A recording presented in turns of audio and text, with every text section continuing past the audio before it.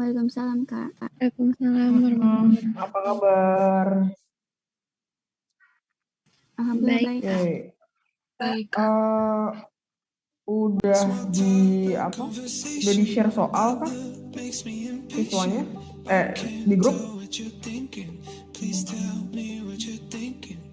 Belum, Kak.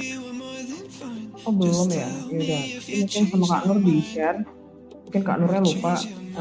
Ini kita akan bahas soalnya, kalau kan sih udah kirim juga nggak apa-apa. Oke, hari ini kita ngebahas materi atau apa tentang pertemuan semester 2. Jadi semester 2 ini soalnya dicampur lagi. Oke, seperti biasa di share screen ya.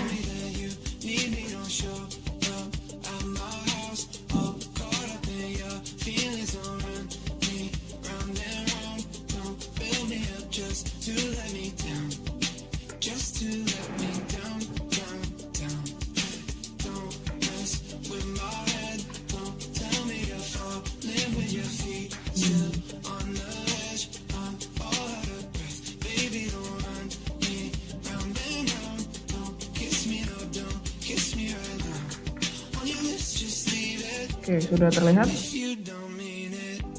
Udah, Kak. Oke. Soal yang ini belum kan ya? Seluruh Indonesia yang pertama dapat dipandang dari kemarin tuh kasih kita bahas tryout ya? Iya, Kak. Enggak? Oke.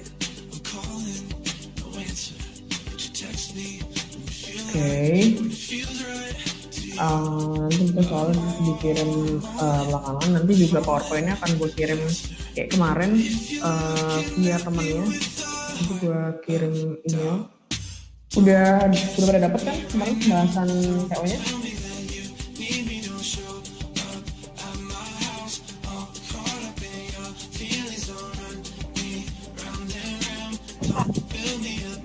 Oke, kita bahas ya.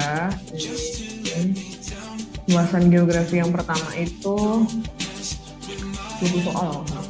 Ini ada paket-paketnya. Oke, nggak bosan-bosannya akan gue ingetin untuk cara menjawab soalnya. Cara jawab soalnya ini adalah petunjuk A, jenisnya pilih satu jawaban yang dianggap paling tepat, jadi opsi pilihan ganda. Kemudian petunjuk B, soal terdiri dari 3 bagian, yaitu pernyataan, sebab, dan alasan yang disusun berurutan. Jadi ada 2 pernyataan, kemudian ada kata hubungannya itu sebab. Opsi jawaban A itu kalau pernyataan pertama benar, yang kedua benar, tapi berhubungan, bukan tapi memang berhubungan. Kalau yang B baru pernyataan pertama benar, yang kedua benar, tetapi tidak berhubungan. Opsi jawaban C kalau pernyataan pertama benar, yang keduanya salah. Opsi jawaban D kalau pernyataan pertama yang salah, yang kedua yang benar. Opsi jawaban E kalau kedua pernyataan tersebut salah. Kemudian petunjuk C ini untuk jenis soal dengan opsi jawaban 2, 3, 4. Jadi kalau yang 2, 3, 4 itu cara jawabnya itu kalau misalnya opsi A itu pernyataan 1, 2, dan 3 yang benar. Kalau opsi B itu 1 dan 3 yang benar. Opsi C itu 2 dan 4 yang benar. Opsi D jika 4 saja yang benar.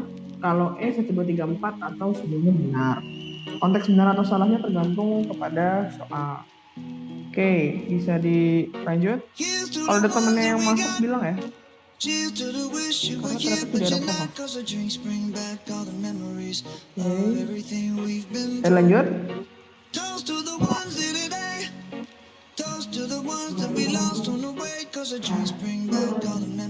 Oh ya bisa.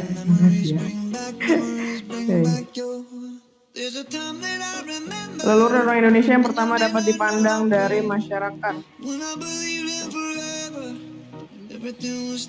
Kira-kira apa? Atau pernah dengarkah?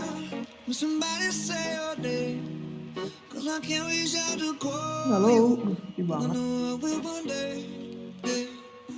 Everybody hurts sometimes, everybody hurts someday, but everything gon' be alright.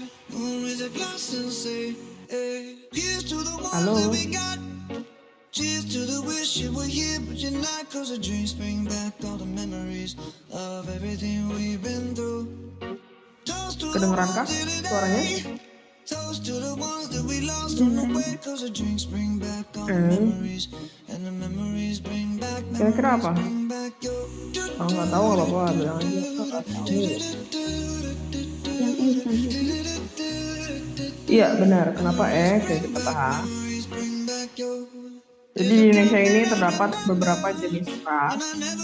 Ras yang pertama ini adalah melanosoid. Melanosoid itu terletak di wilayah Papua dan Maluku. Kemudian ada Mongoloid Melayu, dia terletak di wilayah Indonesia bagian tengah dan barat. Mongol tapi Melayu. Kemudian penduduk keturunan asing, di sini yang termasuk ke dalam kelompok ini adalah keturunan Cina, Mongoloid Induk, kemudian keturunan Arab, Pakistan, India, ras Kaukasoid.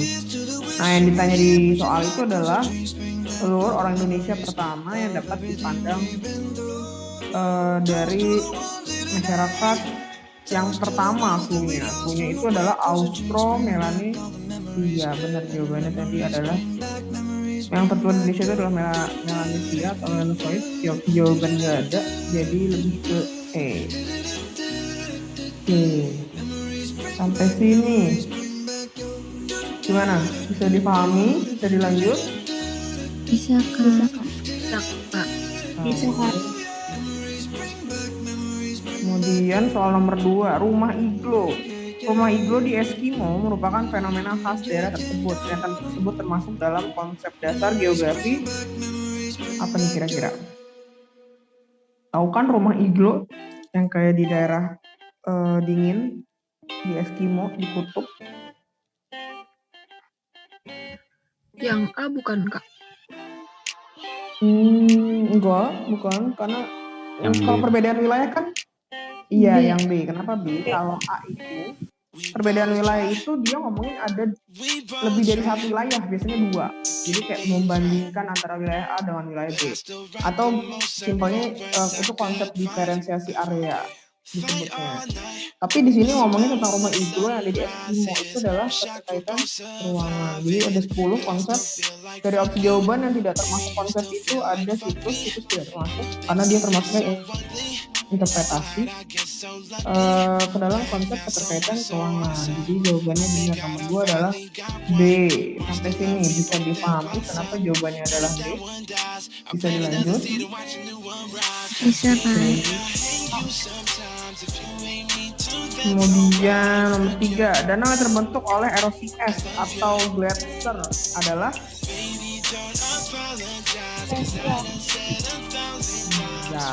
danau glasial. Jadi danau ini ada danau Karstad, itu dia adanya di daerah Kapur. Kemudian tektonik itu adalah akibat pergerakan lempeng tektonik. Biasanya karena nggak selalu gempa tapi seringnya gempa tektonik. Kemudian vulkanik akibat aktivitas atau peristiwa vulkanisme, biasanya setelah gunung erupsi kemudian keisi air. Kemudian yang keempat, tektovulkan itu gabungan antara tektonik dan vulkanik.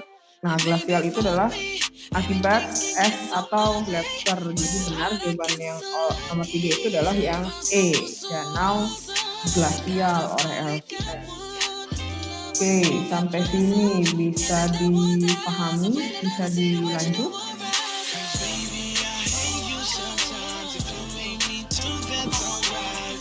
Oke. Ada yang belum Nomor 4. di-acc. Oh, udah belum di ACC. Oke, bentar.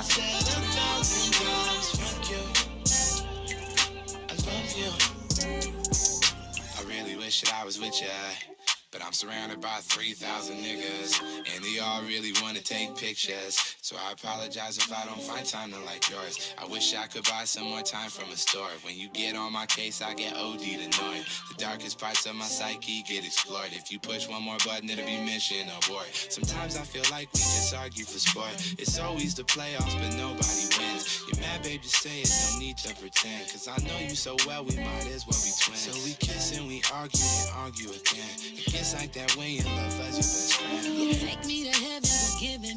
Oke. Wah, aduh banget.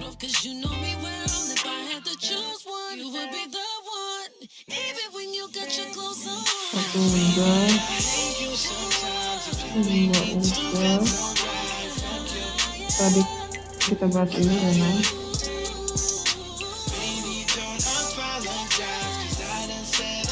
Oke, soal nomor 4. Berikut ini adalah komponen-komponen sosial yang ada di desa. Jadi desa itu punya dua komponen. Komponen fisik dan non-fisik. Kira-kira yang mana? Ini materi kelas 12 nih, desa kota.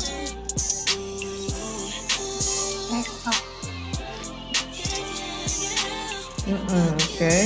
Lihat dulu, jadi komponen di desa itu ada dua, ada fisik dan non fisik atau disebutnya sosial. Kalau fisik itu dia berkaitan dengan kondisi si desanya, misalnya tanah, air, iklim, ternak, kemudian lokasi desanya, luas desanya. Kemudian manusia di sini bukan apa fungsinya si manusia sih sebenarnya kayak sebagai sumber tenaga kerja. Jadi komponen fisik itu berkaitan dengan aspek fisik di desa. Kalau sosial ini atau non fisiknya ini ada masyarakat. Masyarakat di sini kayak lebih ke ininya sih, kayak ke gotong royongnya gitu, ke sifatnya gitu. Kalau di komponen fisik yaitu manusia lebih ke functionnya manusia sebagai tenaga kerja. Kemudian ada lembaga-lembaga sosial, kemudian ada aparatur atau pamong desa. Jadi jawabannya itu adalah benar tadi adalah yang aparatur desa.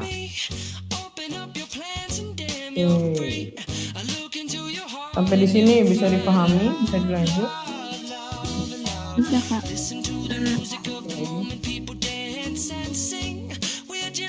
Selanjutnya.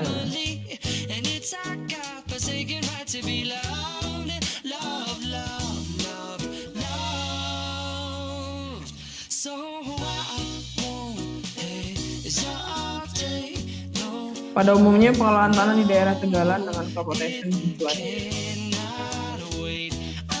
Ada dua hal nih, pengolahan tanah di daerah Tegalan itu apa, kemudian crop rotation itu apa. Kira-kira apa coba?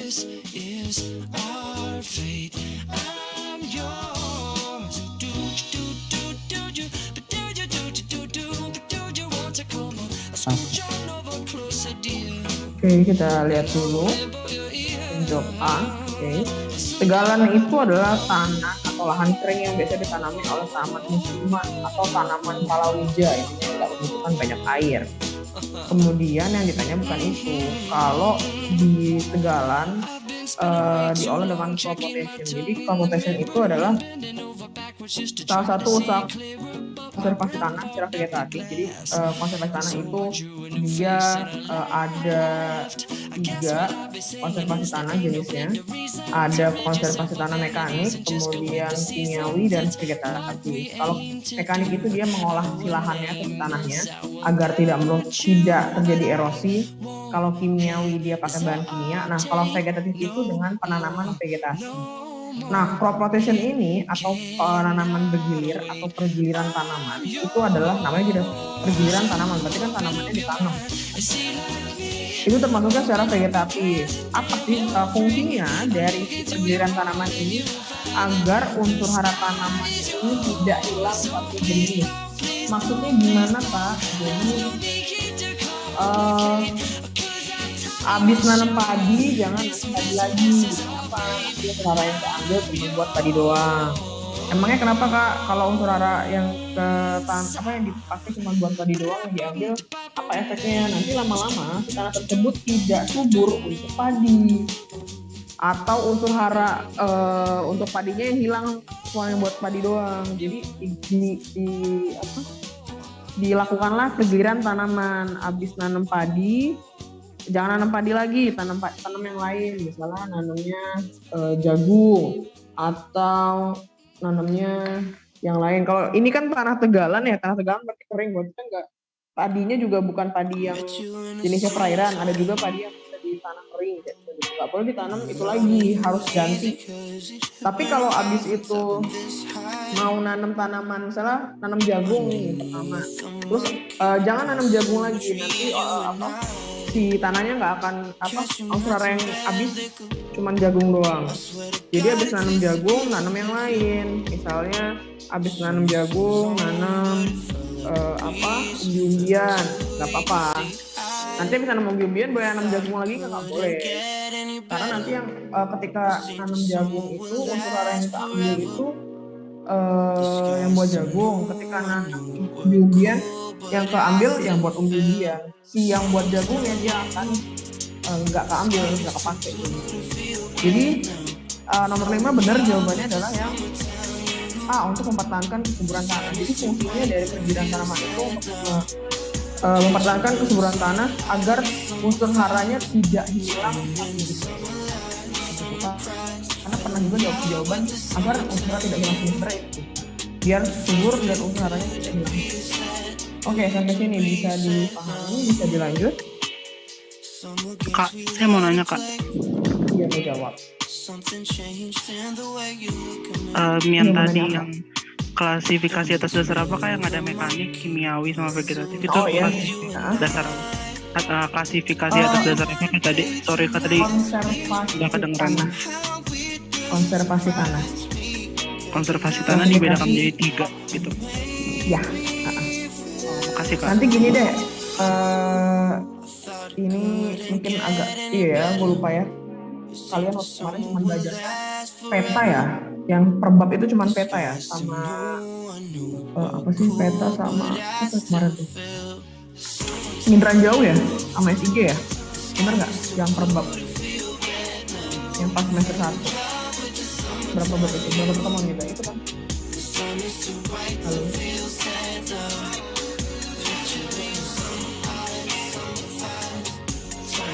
Nanti sebelum dikirim ke email, buat tambahin lagi deh materi tentang konservasi tanah. Oke, sampai sini bisa dipahami, bisa dilanjut. Aku mau nanya. Ya, mau jawab. Kalau yang D itu bedanya apakah meningkatkan sama mempertahankan? Beda. Kalau meningkat itu kan ibaratnya nge-up, meningkatkan tuh tanahnya misalnya udah subur, tapi lebih subur gitu. Kalau mempertahankan segitu aja, tapi nggak nambah, nggak berkurang, kayak gitu. Jadi perbedaan mempertahankan dengan meningkatkan, kalau mempertahankan dia stagnan, kalau meningkatkan itu nge-up, menambah. Nah, sedangkan kalau crop rotation ini dia lebih ke menjaga unsur hara agar tidak hilang jenis. Jadi lebih ke mempertahankan kesuburan tanahnya, kayak gitu. Kalau meningkatkan itu bukan dengan crop rotation, nanti ada usaha-usaha untuk meningkatkan hasil pertanian. Nanti ada namanya intensifikasi. Di situ nanti ada panca usaha.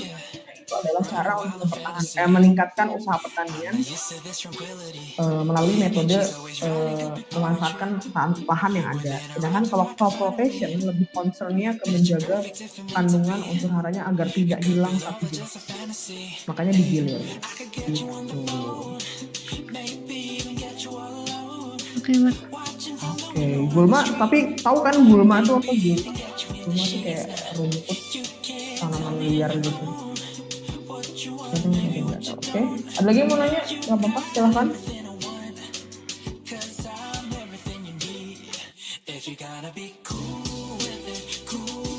Oke, kalau gitu udah bisa dipahami, bisa kita lanjut. Bisa, Kak. Soal berenang. Manfaat data komposisi penduduk menurut tingkat pendidikan adalah kira-kira untuk yang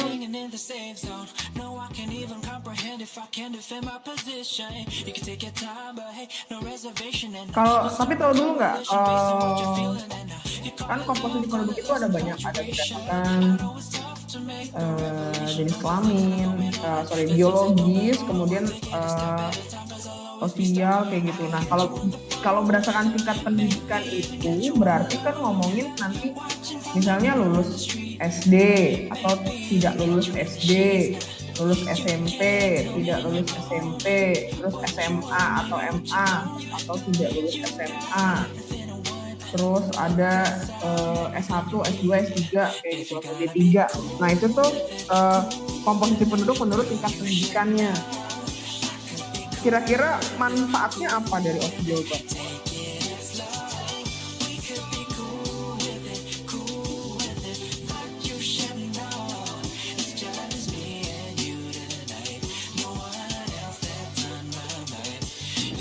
Ada yang tahu Kak? D bukan Kak? Ya, benar. Lebih gede.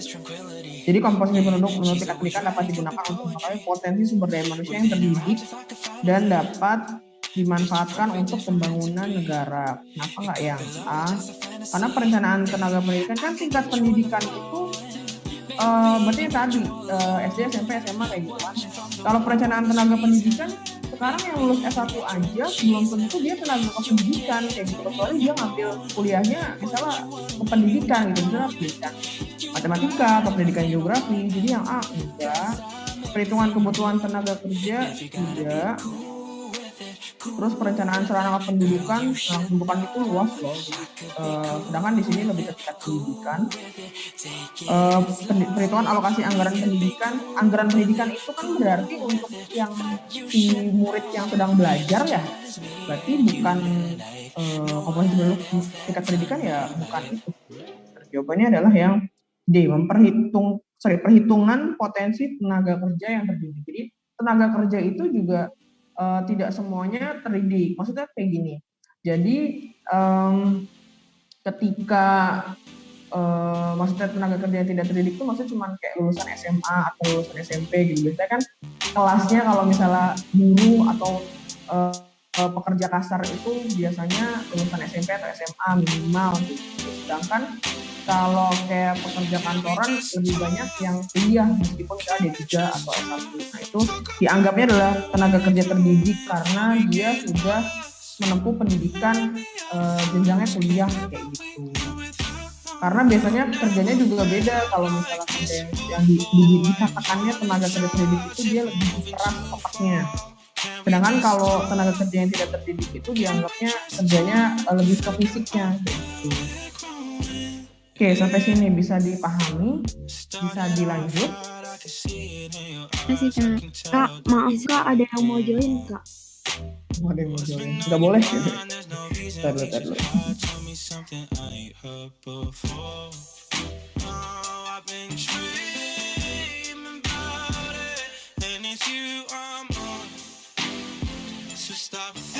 Ntar ya, tungguin dulu. Mana kan tadi dari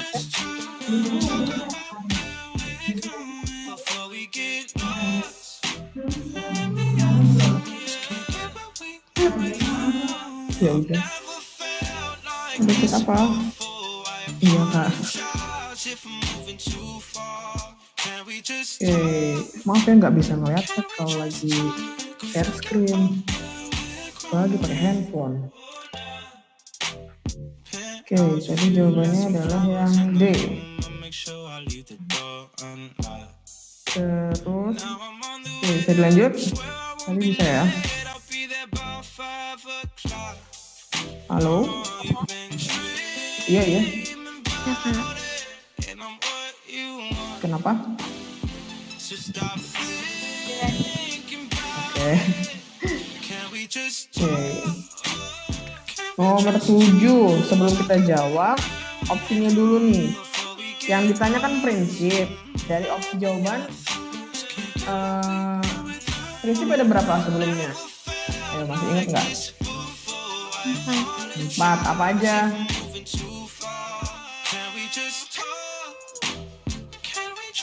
Deskripsi, distribusi, interrelasi. Iya, benar. Nama lainnya, deskripsi itu penjelasan, distribusi itu persebaran, interrelasi atau keterkaitan atau hubungan sebab akibat, kronologi itu gabungan dari prinsip yang ada, bisa 2 atau lebih prinsip yang digabungkan. Oke, dari seperti itu, dari opsi jawaban ada nggak yang tidak termasuk prinsip atau nama lainnya? Sekarang lagi.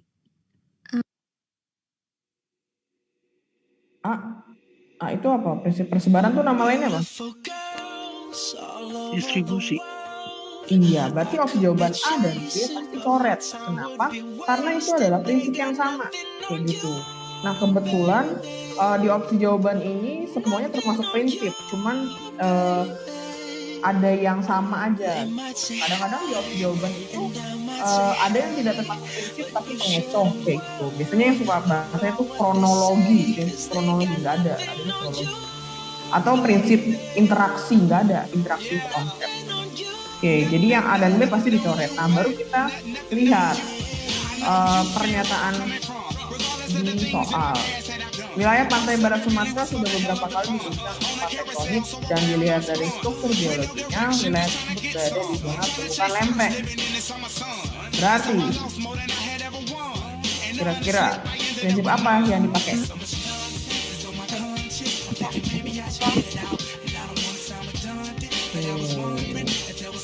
Dari pernyataan pada soal termasuk dalam prinsip interrelasi saja, karena itu pernyataannya adalah pantai barat Sumatera. Kenapa pantai barat Sumatera diguncang gempa? Karena berada pada zona tumbukan lempeng. Oke, jadi jawabannya yang C. Ini bisa dipahami kenapa jawaban C.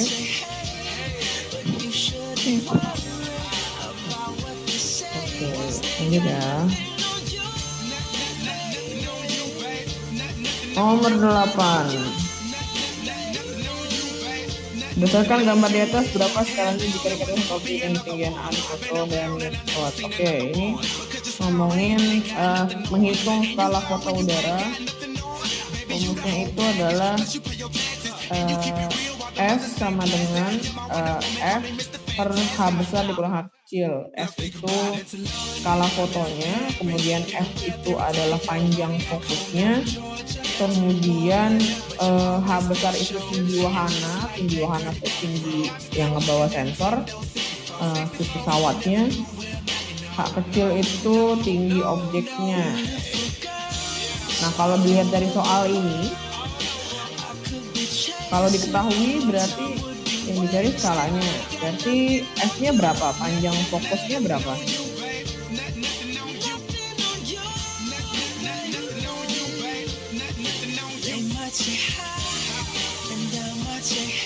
Kayak gini ya. Yang pertama H-nya itu H besarnya itu 2600 meter. Karena kita mau nyari skala itu kan satuannya senti ya. Jadi dijadiin sentimeter di 2600 meter sama dengan 260.000 cm. Kemudian H kecilnya atau tinggi objeknya, di sini objeknya itu adalah puncak gunungnya. Ketinggian A difoto dari pesawat dengan fokus kamera. Jadi A itu tinggi puncak di objek A itu 500 meter. Lagi-lagi jadikan ke senti sama dengan 50.000. Kemudian fokusnya itu panjang fokusnya di sini adalah fokus kamera itu adalah 100 mm dijadikan senti juga, jadi menjadi 10. Nah, terus yang ditanya si skala foto udaranya, langsung dijawab aja. Jadi 10 per S sama dengan 10 per 260 dikurang 50.000. Jadi berapa? 10 per 210 berarti Bisa Kak. 1 banding 21.000. iya 1 banding 21.000. Jadi skala foto udaranya adalah 1 banding 21. Sampai sini kira-kira bisa dipahami? D. Bisa. Oke, untuk kalau ada yang nanya, Kak, di UTBK ada hitung-hitungannya juga. UTBK tuh sebenarnya jarang banget sih memang geografi itu hitung-hitungan. Tapi sekalipun yang keluar itu, biasanya yang keluar itu adalah peta. Yang kedua, yang kependudukan. Kemudian ini termasuk yang jenis jarang keluar sih. Tapi kita belajar aja, siapa tahu dia keluar sih. Oke, sampai sini bisa dilanjut ya. Kak, ada yang belum di ACC. Oke, wait.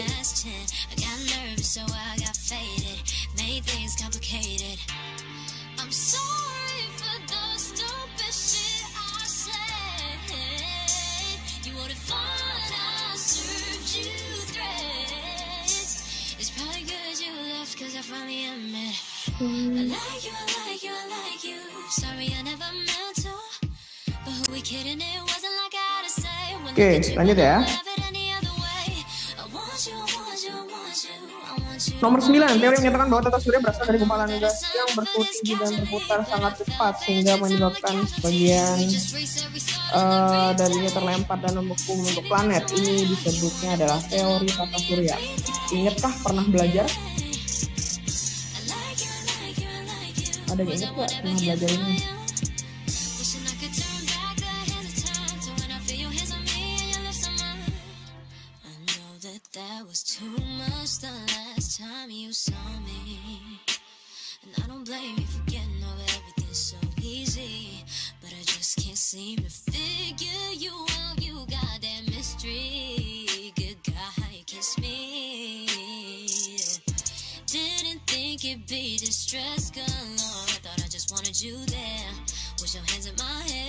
Ada yang ingat pernah belajar ini?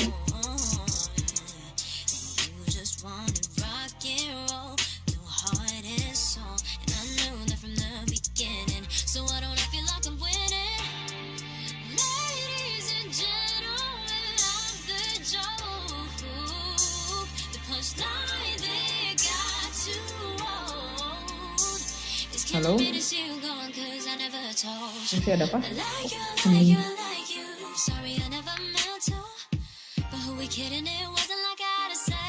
Halo? Jangan lupa. Tapi pernah belajar ya? Gak apa-apa, bilang aja. Kak, kita pernah dulu belajar di sekolah. Tapi gak ingat. Oke, gak apa-apa. Oke. Bentar.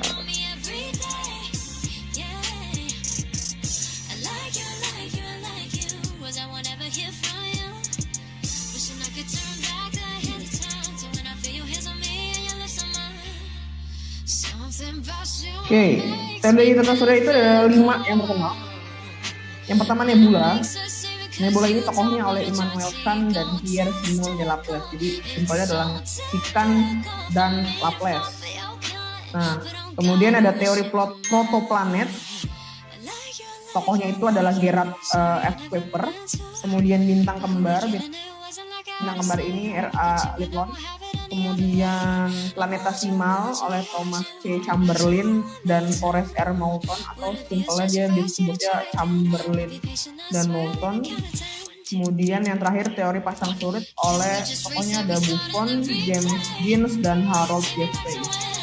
Nah, jadi tata surya ini sebenarnya dia terdiri atas teorinya ini ngomongin tentang kabut atau gumpalan gas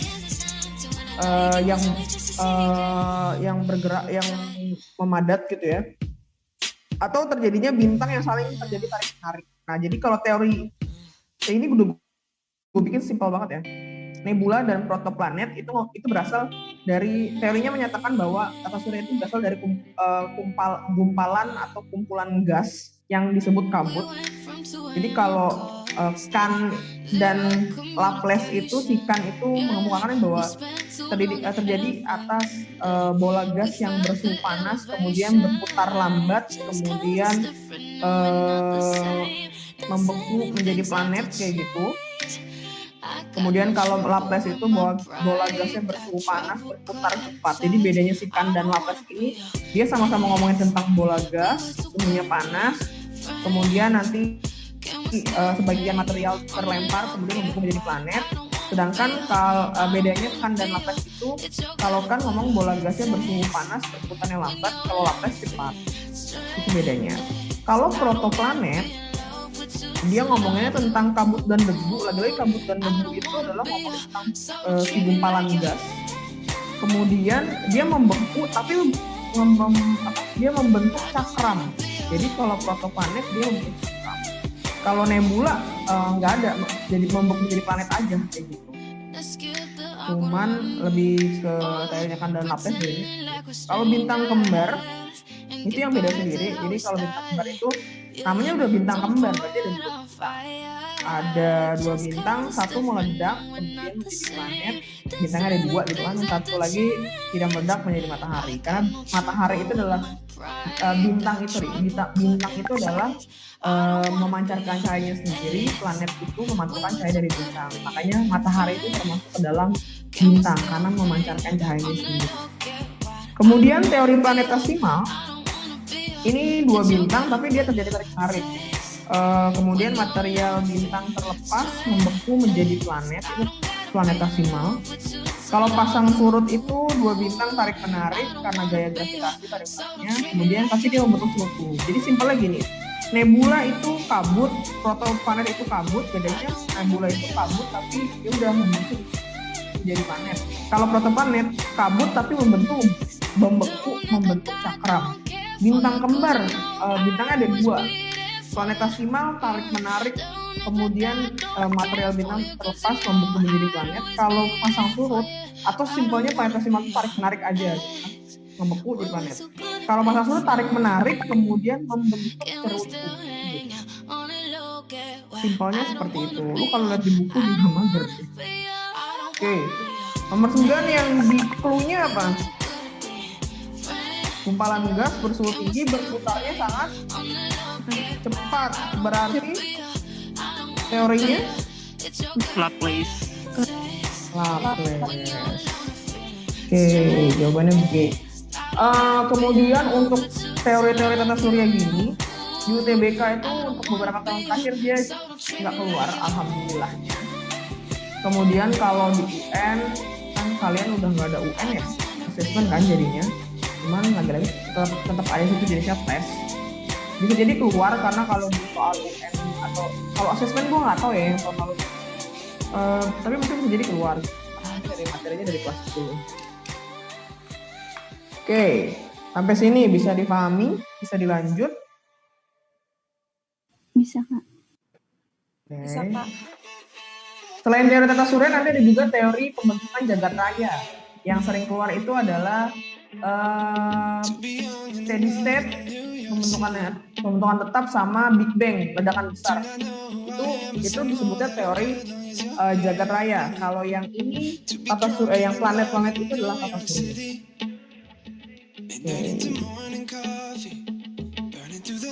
Nomor 10. Semakin meninggalkan pusat kota Jakarta, kegiatan ekonomi semakin berkurang. Sebaliknya, semakin memasuki Bekasi, kegiatan ekonomi semakin ramai. Perhatian tersebut sesuai teori. Ini teori ngomongin teori di desa kota apa di wilayah dulu tadi. Kelas 12 juga belajar. Ada yang tahu Pak?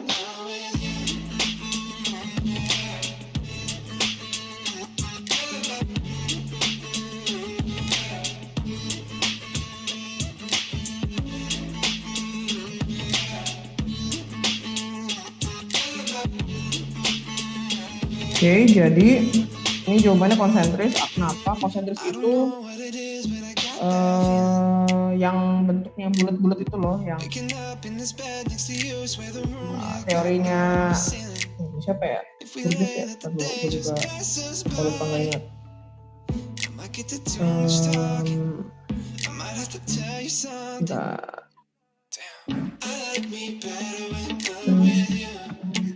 Burgess ya?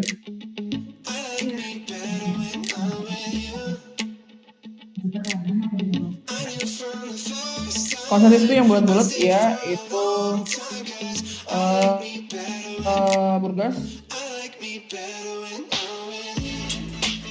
Jadi maksudnya gini sih, lebih di soal itu maksudnya semakin meninggalkan kota Jakarta, kegiatan ekonomi semakin berkurang, sebaliknya semakin memastifikasi kegiatan ekonomi semakin ramai.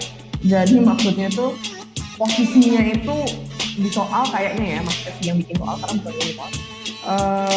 Ini posisinya misalnya dia di luar Jakarta dan Bekasi, kayak misalnya mungkin Karawang atau Purwakarta kayak gitu. Jadi semakin meninggalkan kota Jakarta, kegiatan ekonomi semakin berkurang.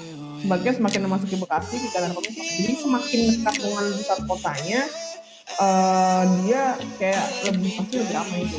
Jadi dalam teori konsentris terdapat dua ciri utama, yaitu adanya kecenderungan, terutama di daerah yang berada di dalam, cenderung akan memperluas dan masuk ke dalam daerah berikutnya secara luas.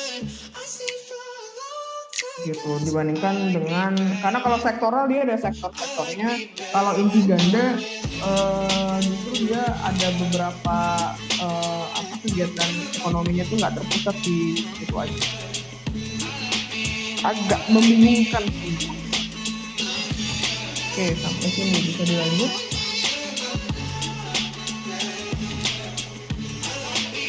Oke. Bisa, Kak. Halo?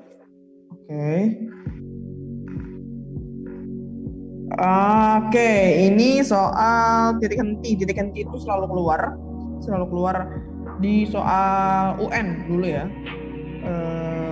Nggak tahu kalau di Sisma. Jadi titik henti itu rumusnya adalah THAB, titik henti antara kota A dan kota B sama dengan DAB. DAB itu jarak dari kota A ke B per lupa ini. D-nya harus kecil nih. PAPB itu bukan penduduk kota A, bukan penduduk kota B. Kota dengan jumlah penduduknya yang lebih besar, lebih banyak. Kalau PB itu kota dengan jumlah penduduk lebih sedikit, nanti akan dibagi PA per PB. Kayak gitu. Jadi pasti yang lebih besar yang di atas. Kemudian masuk ke diketahuinya, berarti jaraknya DAB-nya itu 70 kilo, kemudian PA-nya itu penduduk yang lebih besar, kebetulan memang kota A itu adalah 300 jiwa, PB-nya 23.700, berarti mintanya THAB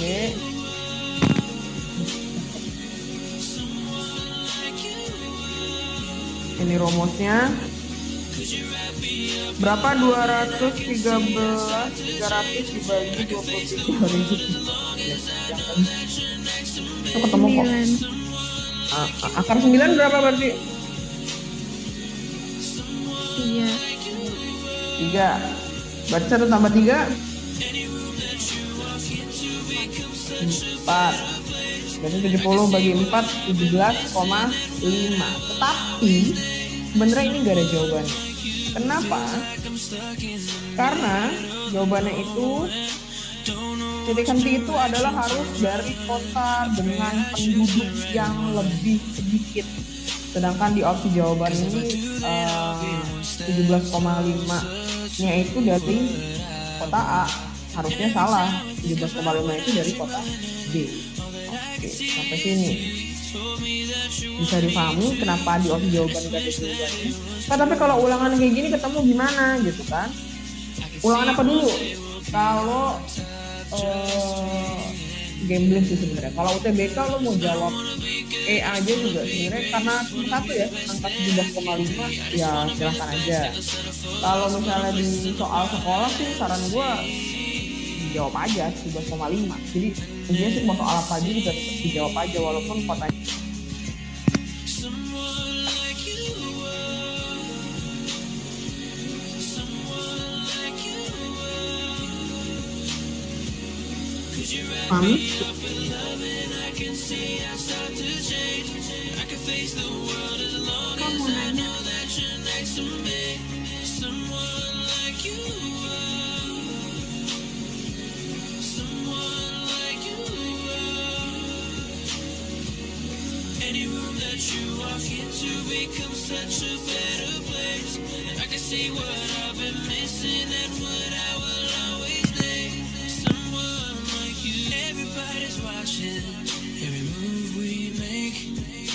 Everybody's talking.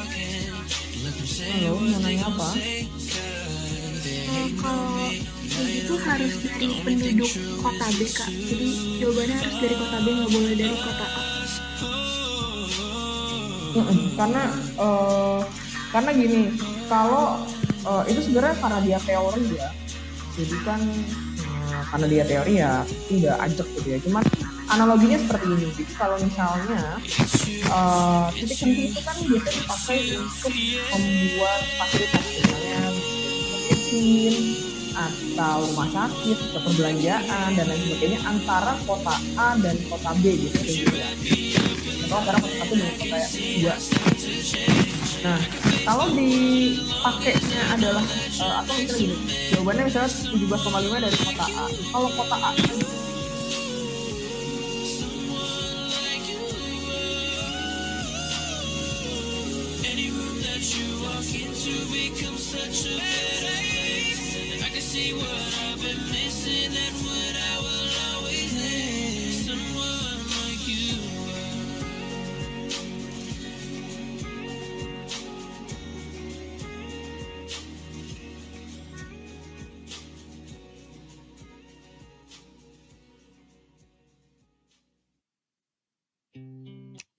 I might lose my mind, waking when the sun's down, riding all these highs, waiting for the calm down. Walk these streets with me, I'm doing decently, just glad that I can breathe. Yeah, I'm trying to ada yang mau tanyain lagi? It's alright Jawabannya bisa yang D, Kak. on your own.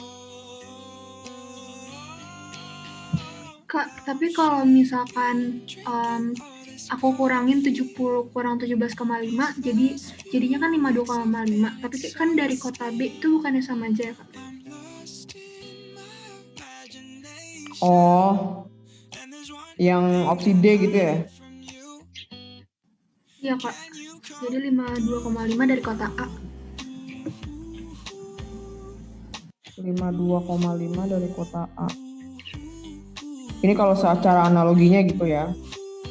Kan 17,5-nya dari kota B, Kak. Berarti kan sisanya dari 52,5 dari kota A. Titik henti untuk kota A dan kota B. Bisa sih. Kalau mau dijawab kayak gitu ya jawabannya D gitu. Tapi sejauh ini gue belum pernah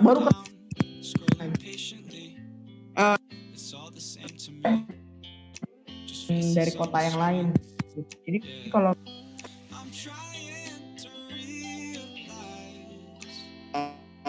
bisa jadi pilihan kalau misalnya tidak ada 17,5 dari penduduk B. Tapi sebenarnya kalau ditanya boleh nggak sih Kak seperti itu, karena ini guru ketemu soal yang ketemu kayak gini kan biasanya nggak ada gitu jawabannya. Ya udah nggak ada aja jawabannya. Gitu. Jadi tapi karena di sini ada, D bisa menjadi opsi jawaban ketika tidak ada 17,5 dari penduduk dari kota B. Gitu. Jadi jawabannya bisa si D. Gitu. Oke, ada yang mau tanyain lagi? Nanti gua. Oke, Kak, makasih, Kak. Oke, kalau enggak kita lanjut ya.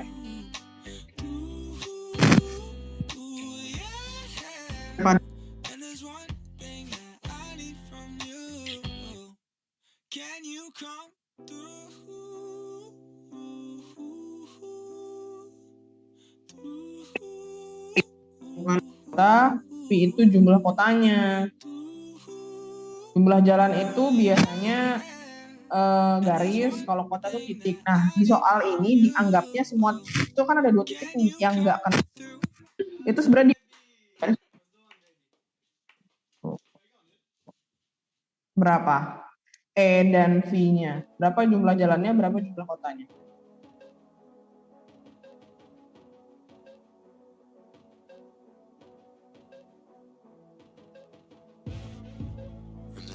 Jumlah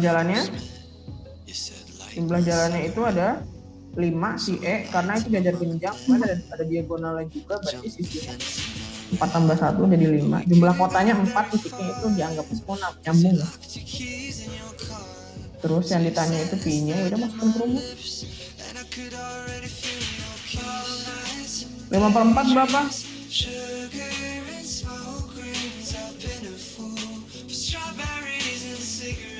1,25. Ayo 5/4 berapa? Iya udah itu jawabannya. Seksualitas kotanya sudah 1,25. Jadi jawabannya D. D.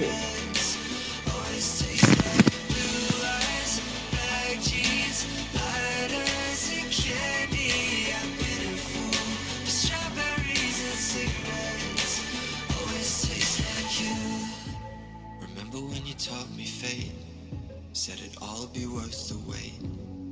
Like that night in the back of the cab when your fingers walked in my hand. Next day nothing on my 13. Para peneliti mengukur kedalaman laut Cebu di Pulau Flores, Nusa Tenggara Timur dengan menggunakan bandul timah hitam. Artinya peneliti menggunakan cara, mereka jawabannya apa? Atau pernah dengar kan?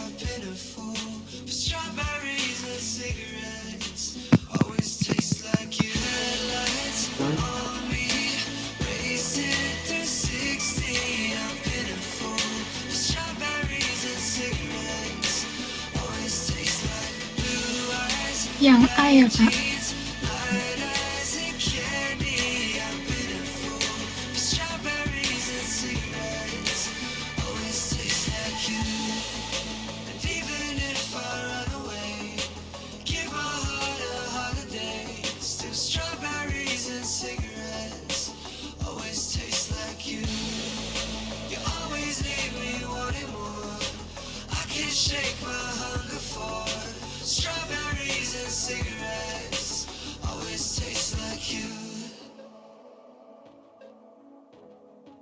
They always taste like you.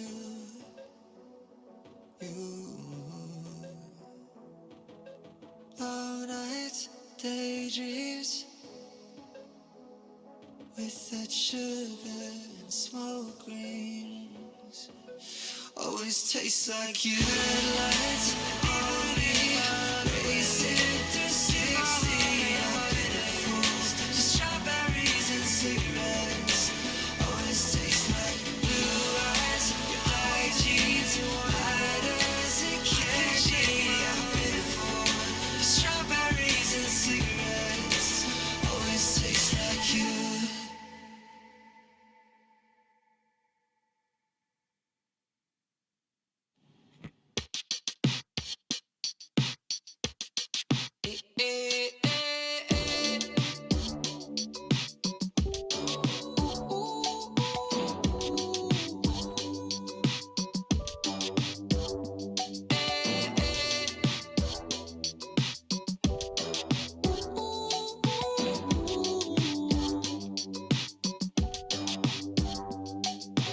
Needless to say, I keep a check.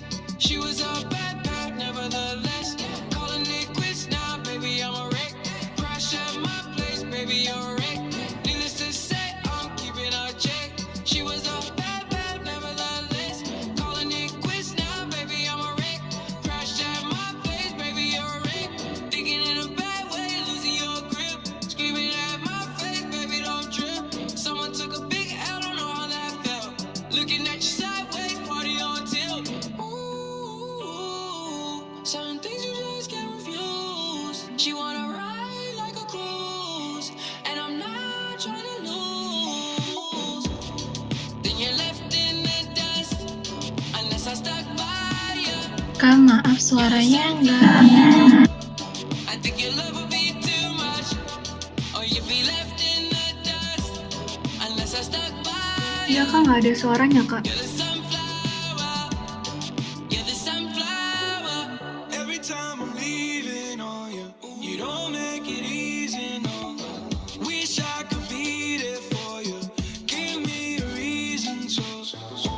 Every time I'm walking out, I can hear you telling me to turn around. Fighting for my trust, and you won't back down. Even if we gotta risk it all right now. I know you're scared of the unknown. You don't wanna be alone. I know I always come and go, but it's out of my control. And you'll be left in the dust unless I stuck by you. You're the sunflower. I think your love would be too much,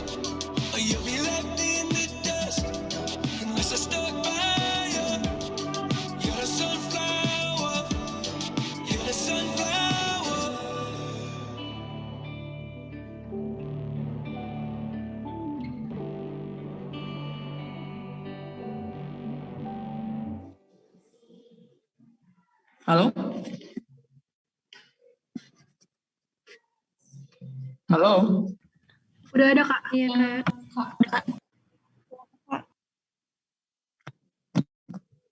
Kalau begini kedengeran nggak? Kedengeran Kak. Kedengeran.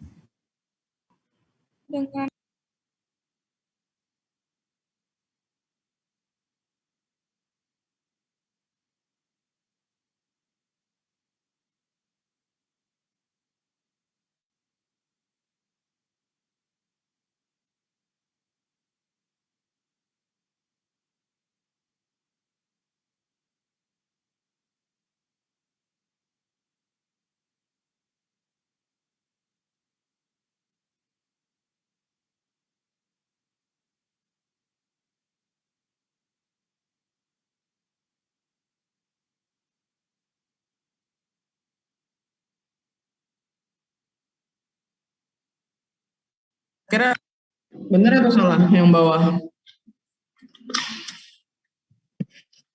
Peningkatan suhu bumi terjadi sebagai akibat tutupan lapisan es di kutub utara dan selatan berkurang. Benar atau salah?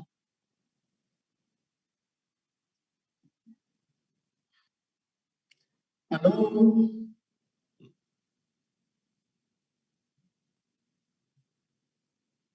Kedengerankah suaranya? Kedengeran, Kak. Kira-kira yang bawah benar atau salah?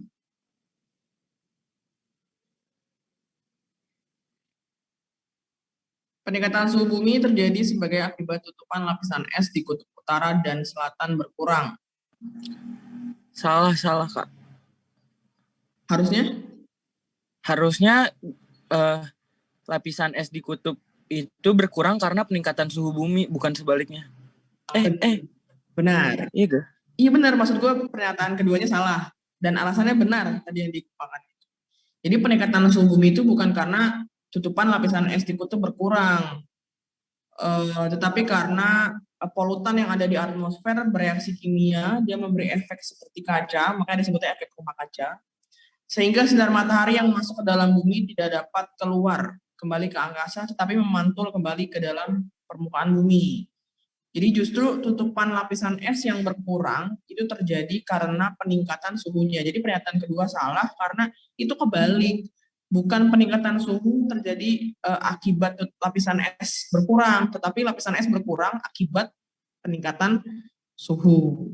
Jadi yang pertama benar, yang kedua salah. Opsinya apa kalau benar salah? Iya, C, jawabannya C. Oke, bisa dilanjut? C. Bisa. Oke.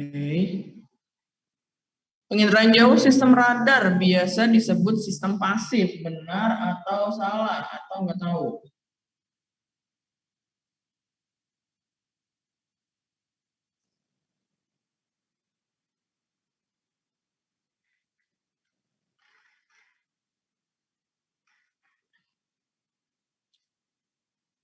Benar atau salah atau nggak tahu?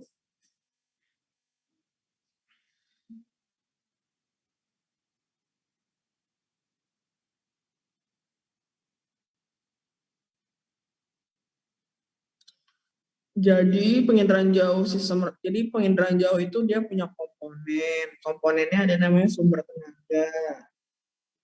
Yang pertama salah, kenapa? Karena sumber tenaga itu ada dua, ada pasif sama aktif. Yang pasif itu yang buatan, yang pasif itu yang alami, yang aktif itu yang buatan. Nah, yang pasif atau yang alami itu adalah sinar matahari. Kalau radar itu adalah termasuk sistem aktif, berarti dia tenaga buatan. Jadi pernyataan pertama salah, karena yang pasif itu bukan radar, tetapi sinar matahari. Yang pertama salah. Yang kedua, pernyataannya radar mengirim tenaga elektromagnetik dari sensor. Pantulannya diterima lagi oleh sensor, kemudian diterima lagi oleh sensor lewat antena. Oke, cuma sekali doang sih. Diterima dari sensor, pantulannya diterima lagi oleh sensor lewat antena. Benar atau salah? Yang kedua.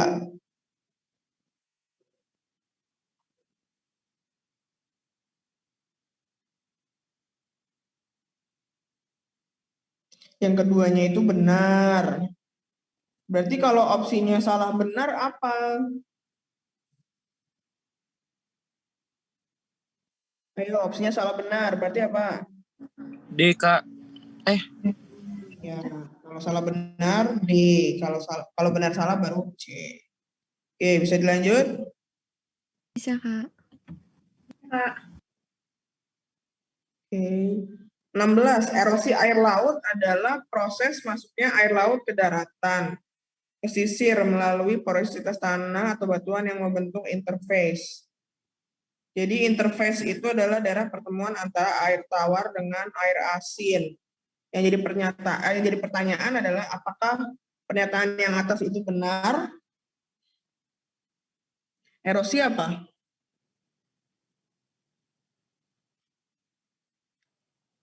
Bisa, Kak. Pengikisan tanah oleh air. Pengikisan. Sedangkan di opsi itu, di pernyataannya, proses masuknya air laut ke daratan. Berarti yang atas? Salah. Salah. Sorry, aquifer bawah. Jadi yang pertama salah, karena proses masuknya air laut ke daratan disebut intrusi air laut. Kalau erosi air laut, pengikisan oleh air laut. Yang bawah, pengambilan air tanah secara besar-besaran, melebihi debit jenisnya, disertai kurang upaya konservasi air untuk memberi umpan daerah resapan air, menyebabkan kekosongan lapisan akuifer atau menyebabkan kekosongan lapisan tanah yang memiliki kandungan air. Benar atau salah? Yang bawah. Benar. Benar. Karena mau dia air tanah dalam, mau dia air tanah dangkal ataupun air tanah dalam, intinya pengambilan air tanah itu tidak boleh secara berlebihan. Nggak secara berlebihan aja kan lama-lama dia bisa habis. Apalagi kalau udah berlebihan disertai kurangnya upaya konservasi air untuk memberi daerah resapan air untuk diisi lagi lah gitu bahasanya. Jadi opsinya salah benar. Tadi salah benar apa? D. D. D. Oke, sampai sini bisa dilanjut? Kak, ada yang mau join lagi. Tadi mau join. Oke, bentar.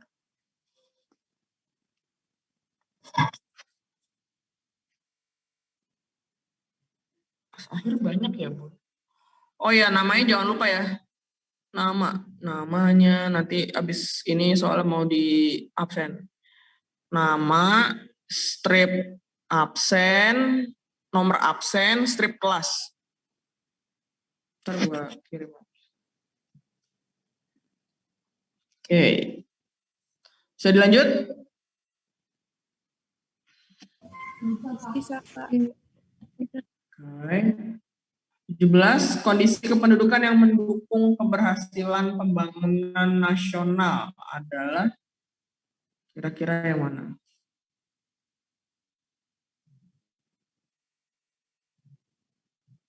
Urbanisasi itu perpindahan penduduk dari desa ke kota.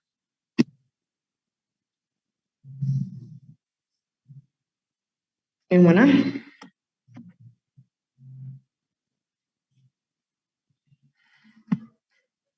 Semua benar ya, Pak?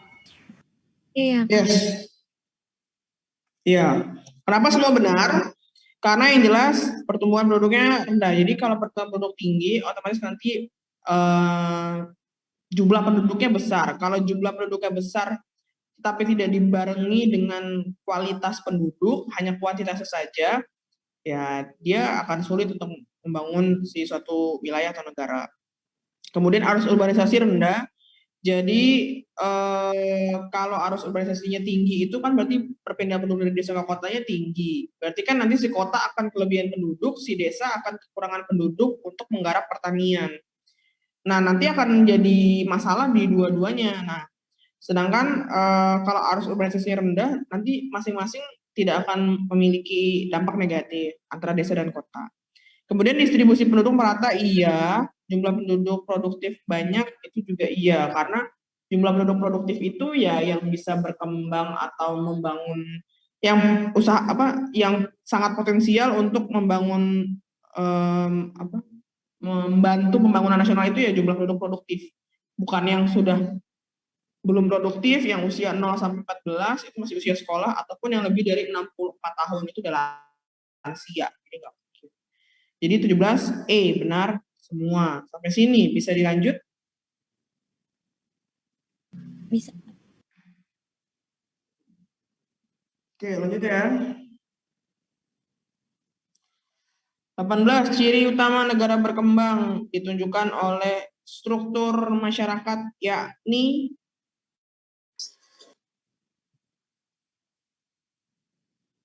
negara berkembang.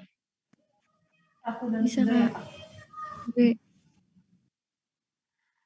Apa? B Kak, 1 dan 3. B. 1 dan 3.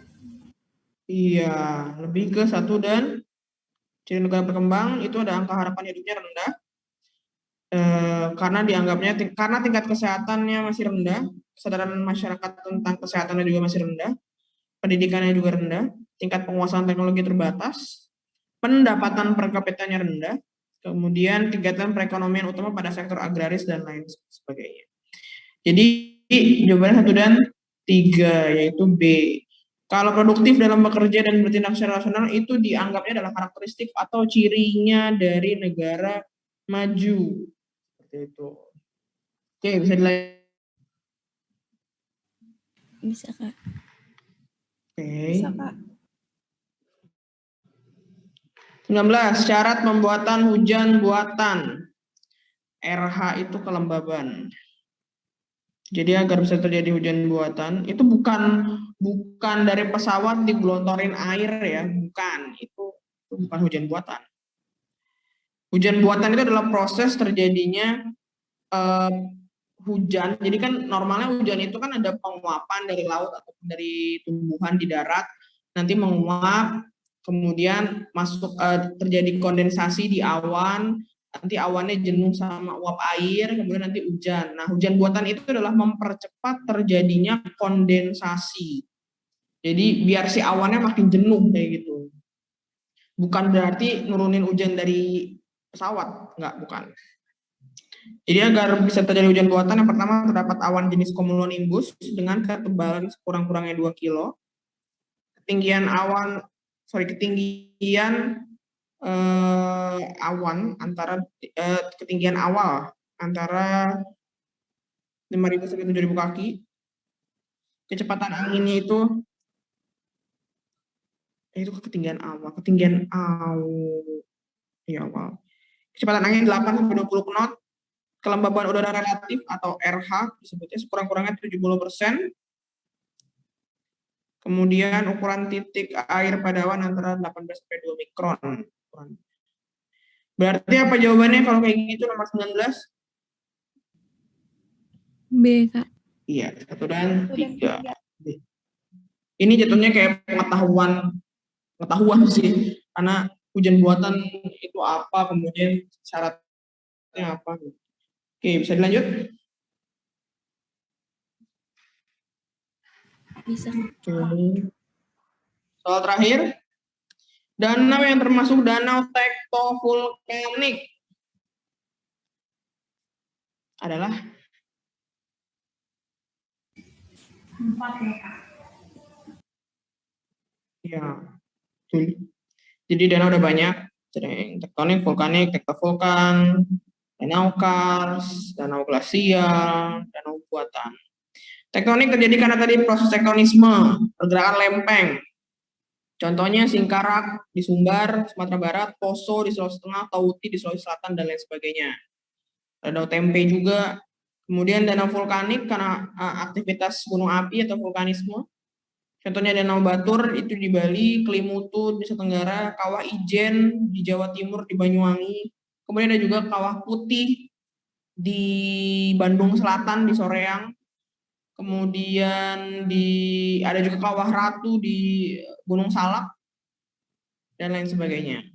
Danau tektovulkanik gabungan tektonik dan vulkanik itu hanya Danau Toba. Jadi Danau Toba itu terjadi bukan hanya tektonik saja dan bukan hanya vulkanik saja. Jadi itu terjadinya pun juga dalam jangka waktu yang lama dan maksudnya tidak terjadi secara sebentar. Jadi beberapa kali terjadi letusan gunung yang akhirnya kemudian juga pergerakan lempeng yang akhirnya membuat Danau Toba itu dulunya Gunung Purba Toba menjadi memiliki kaldera atau kawah yang sebesar sekarang ini. Jadi dulu Danau Toba itu, bayangin danau yang sebesar itu dulunya adalah gunung. Jadi itu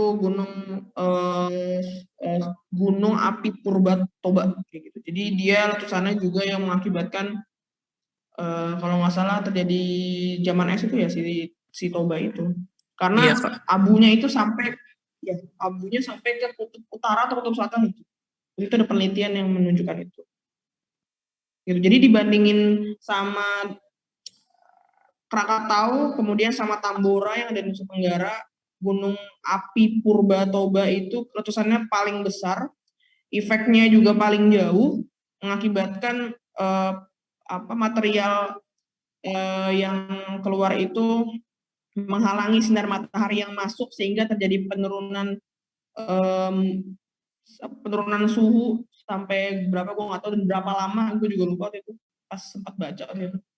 Tapi itu intinya yang paling besar dibandingkan dengan Krakatau ataupun dengan si Tambora. Tapi memang waktunya dia juga lebih lampau dibandingkan dengan mereka berdua.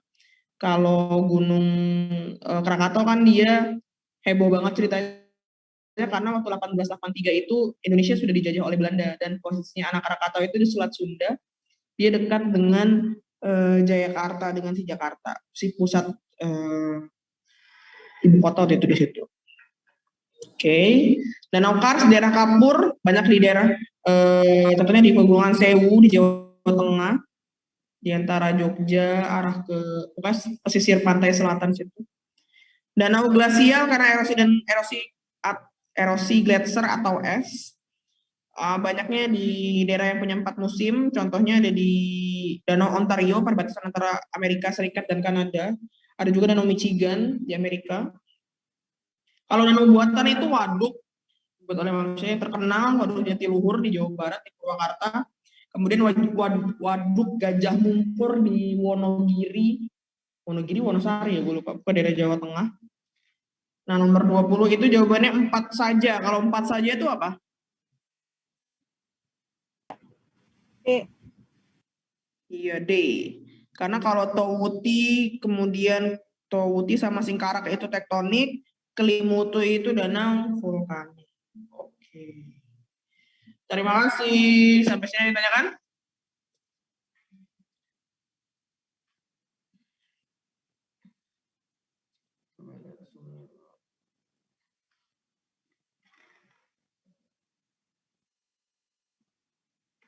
Ada yang ingin tanyakan?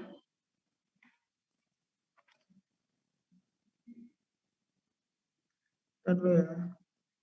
Namanya, iya, cakep.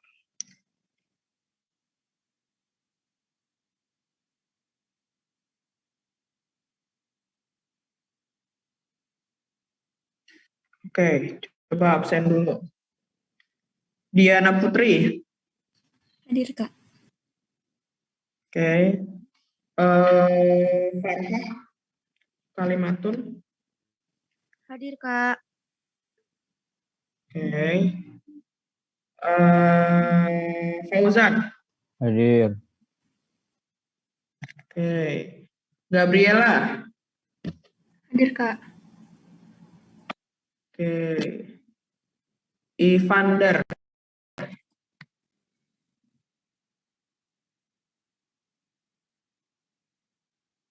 Jessica. Hadir, Kak. Oke. Mas Lekhatul. Hadir, Kak. Umami. Oke. Melita Jenar. Hadir, Kak. Oke. Najma Askamira. Hadir, Kak. Oke. Nashiwa. Hadir, Kak. Oke. Nicholas Dustin. Hadir, Kak. Oke. Kanita Syakira. Hadir, Kak. Kanita Syafa. Hadir, Kak. Oke. Safa Salsabila. Hadir, Kak. Sylvia Yasmin. Hadir, Kak. Oke. Widat Zalfa. Hadir, Kak. Oke. Vanessa Grace Meliana. Oke. Zudi MZ. Hadir, Kak. Oke. Ada yang izin. Oke. Ini nggak ada suara tadi. Tadi headset gue rusak. Oke. Sampai sini yang tanyakan.